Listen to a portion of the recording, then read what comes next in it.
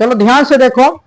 तो इसके अंतर्गत जो है क्लास 10 का जो है इसमें एक्सरसाइज 13.1 हो जाए, या तो 13.2 का हो गया, या तो 13.3 का हो गया। किसी भी एक्सरसाइज के लिए जो महत्वपूर्ण फॉर्मूला जिसका ऑब्जेक्टिव हर साल बिहार बोर्ड की परीक्षा में पूछा जाता है, ऑब्जेक्टिव भी पूछा जा सकता है, और जो है इससे फॉर्मूला जब तक याद नहीं रहेगा तब तक किसी भी प्रश्न का हल नहीं कर सकते हैं। थोड़ा सा फॉर्मूले के ऊपर हम ध्यान देते हैं। तो हम क्या बताए थे, पहला नंबर का ये बताए थे, बेलन बताए थे। क्या बताए थे? बेलन। थोड़ा ध्यान से देखना, बेलन। और बेलन में याद रखना 3 चीज निकलेगा। क्या चीज, कितना निकलेगा? 3 चीज निकलेगा। बेलन का 3 चीज निकाल सकते हैं। इसका 3 सूत्र होता है। कितना सूत्र होगा? 3 सूत्र होगा। याद रखना, बेलन का 3 फॉर्मूला होगा। हम पहला फॉर्मूला का बात करते हैं तो बेलन का वक्र, यानी कि बेलन का वक्र पृष्ठीय क्षेत्रफल होता है, या तो बेलन का पृष्ठीय क्षेत्रफल कह लो, बेलन का पृष्ठीय क्षेत्रफल कहते हैं। बेलन का पृष्ठीय क्षेत्रफल पहला नंबर को कहते हैं। दूसरा नंबर का 3 फॉर्मूला, दूसरा नंबर का इसका हो जाएगा कुल पृष्ठीय क्षेत्रफल, कुल पृष्ठीय क्षेत्रफल, कुल पृष्ठीय क्षेत्रफल 2 फॉर्मूला हो गया। और तीसरा नंबर का बात करेंगे तो तीसरा नंबर का हो जाएगा क्या? बेलन का आयतन। क्या हो जाएगा? बेलन का आयतन। ये 3 फॉर्मूला इसके अंतर्गत निकलेगा। और सभी का याद करो, ये बेलन में बता रहे हैं तो बेलन को हम थोड़ा सा बेलन बना करके ही बताते हैं। बेलन बनाते हैं किस प्रकार से? तो इस प्रकार से बेलन बनता है, ये सबको पता होगा।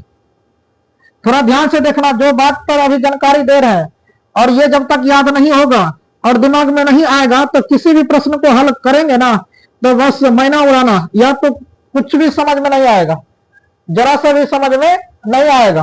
तो इसके लिए थोड़ा सा याद करना होगा।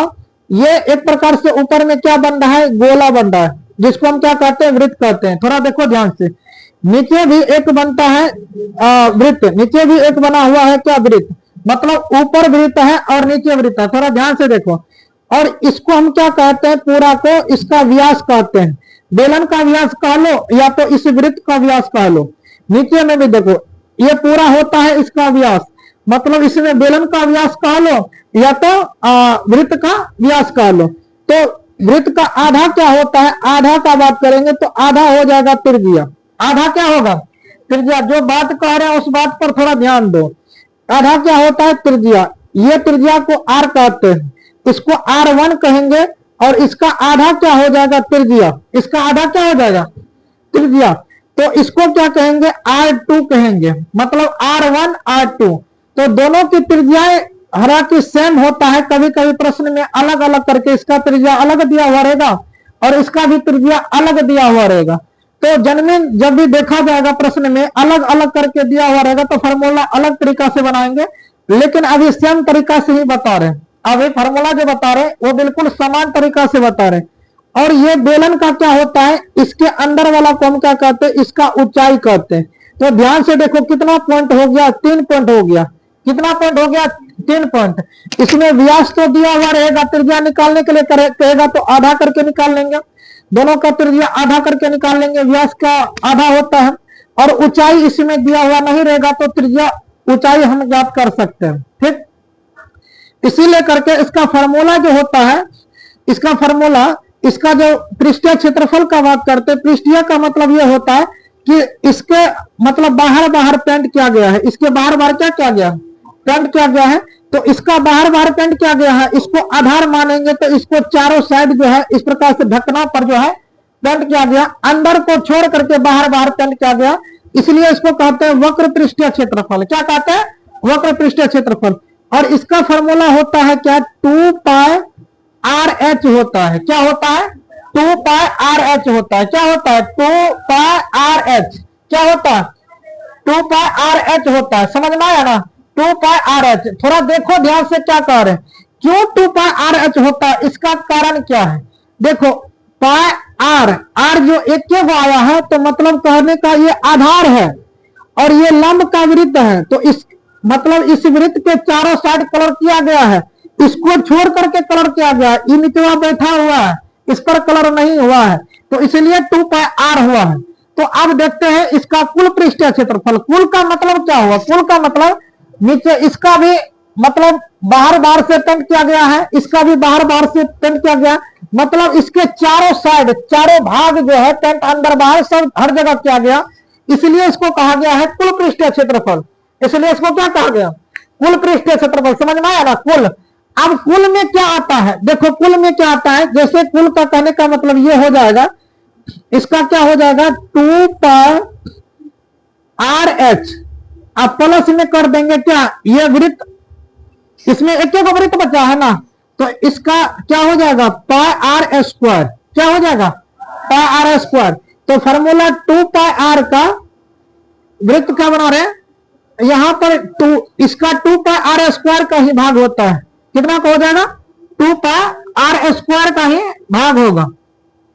ठीक है, तो इसका 2 से मतलब 2 का वृत्त है, इसलिए यहां पर 2 लगाए। ठीक, अब देखो थोड़ा ध्यान से, 2 पाई आर मतलब इससे कॉमन क्या होता है 2 पाई आर। 2 पाई आर यहां पर देखो 2 पाई आर, इसमें भी 2 पाई आर, 2 आ रहा है। कितना आ रहा है? 2 आ रहा है, तो निकाल लेंगे। 2 में से 1 निकल गया। अब यहां पर बचा क्या? h। यहां पर क्या बचा? h। और 1 आर बचा है, 1 आर आराम से बैठा देंगे।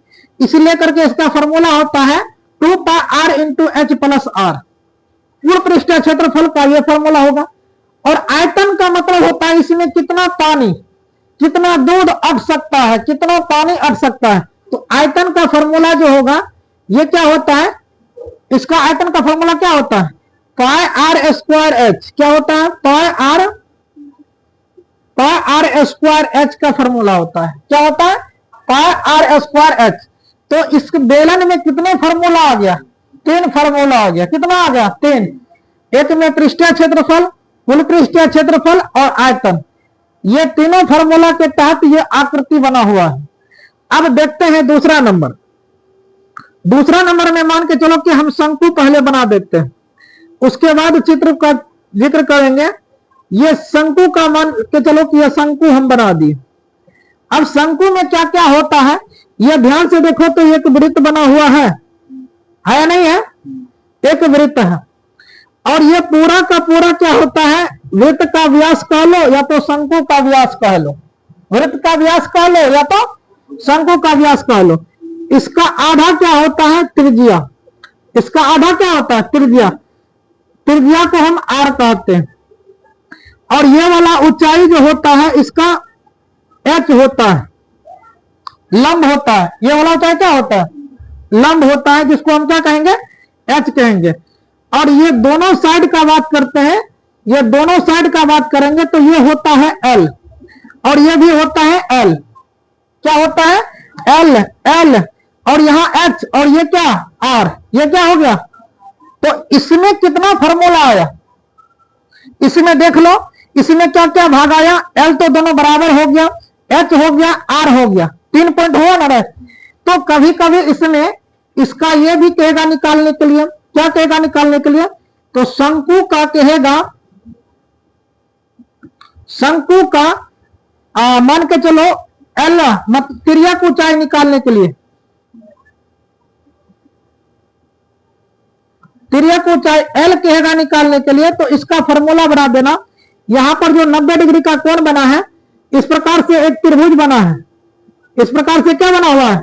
एक त्रिभुज बना हुआ है। तो इसका फॉर्मूला, एल का फॉर्मूला होता है क्या? एल का फॉर्मूला हो जाएगा एच स्क्वायर प्लस क्या होता है? क्या एल बराबर कितना होता है? एल बराबर होता है H square plus R square. क्या होता है? एच स्क्वायर प्लस क्या होता है? आर स्क्वायर होता है। और ये एल का मान ये रूट में होता है। ये किस में होता है? रूट में होता है। तो एच कहेगा कभी कभी निकालने के लिए, तो इस फॉर्मूला से या तो पाइथागोरस प्रमेय का प्रयोग करके इसको एल एच आर जो भी निकालने के लिए कहेगा आराम से निकाल सकते हैं पाइथागोरस प्रमेय के प्रयोग से। हाँ, जो भी प्रयोग करना होगा ना, तो 2 मान इसका ये दोनों दिया हुआ रहेगा तो ये नहीं रहेगा, ये दोनों दिया हुआ रहेगा तो ये नहीं रहेगा, या तो ये दोनों रहेगा तो ये नहीं रहेगा। तो एक मान को पाइथागोरस प्रमेय का प्रयोग से हम हल करके निकाल सकते हैं। पहला बात। दूसरा कहेगा इसमें क्या? पृष्ठीय क्षेत्रफल निकालने के लिए शंकु का पृष्ठीय क्षेत्रफल, शंकु का पृष्ठीय क्षेत्रफल कहेगा निकालने के लिए, शंकु का पृष्ठीय क्षेत्रफल। और पृष्ठीय क्षेत्रफल में याद रखना, शंकु का पृष्ठीय क्षेत्रफल का बात कर रहे हैं, तो पृष्ठीय क्षेत्रफल का मतलब हो गया ये आधार हो गया, ये क्या हो गया, मतलब ये वृत्त इसमें शामिल नहीं किया गया है, आर शामिल किया गया है, ये पूरा वृत्त शामिल नहीं किया गया है, इसलिए इसका फॉर्मूला होता है पाई आर एल, पाई आर एल। देखो यहां पर आर को शामिल किया गया है, एल को शामिल किया गया है, इसलिए पाई आर एल पृष्ठीय क्षेत्रफल। तीसरा फॉर्मूला जो कहेगा इसमें कुल पृष्ठीय क्षेत्रफल, क्या हो जाएगा, कुल पृष्ठीय क्षेत्रफल। कुल का मतलब क्या हुआ, ये तो पहले चाहिए पाई आर एल चाहिए, उसके बाद ये वृत्त चाहिए पाई आर स्क्वायर। ध्यान से समझो फॉर्मूला को। अब इसमें देखो पाई आर, इसमें भी देखो पाई आर, पाई आर का कॉमन हो गया, यहां पर क्या बचा एल, दो आर है, एगो आर निकल गया है तो एगो आर बचा है, इसलिए इसका फॉर्मूला क्या होता है pi r into l plus r. ये किसका होता है, कुल पृष्ठीय क्षेत्रफल, शंकु का कुल पृष्ठीय क्षेत्रफल इसका ये हो जाएगा। और शंकु का आयतन, चौथा नंबर का शंकु का क्या हो जाएगा आयतन, आयतन का फॉर्मूला होता है 1/2, 1/3, 1/3 पाई आर स्क्वायर, क्या होता है पाई आर स्क्वायर एच होता है, पाई आर स्क्वायर एच होता है। तो आयतन में 1/3 पाई आर स्क्वायर एच का प्रयोग होता है, एच इसमें आता है। आयतन जब भी कहेगा निकालने के लिए तो एच का मान इसमें निकालना होगा। तो ये फॉर्मूला इससे बन गया, तो 3 इससे बना, 4 3 7 इससे फॉर्मूला बन गया। तो ये सभी का सभी फॉर्मूला बहुत ज्यादा महत्वपूर्ण है, याद रखना। तो तीसरा, दो चित्र के अनुकूल 7 फॉर्मूला हुआ। इसी प्रकार से तीसरा नंबर का बात करते हैं, तीसरा फॉर्मूला पे। तो तीसरा क्या बनेगा, तो अर्धगोला बनेगा। क्या बनेगा, अर्धगोला। अर्धगोला का क्या होता है, कटोरा होता है ना रे। अर्धगोला क्या होता है, अर्धगोला क्या होता है, कटोरा ना होता है। अर्धगोला क्या होता है, कटोरा होता है।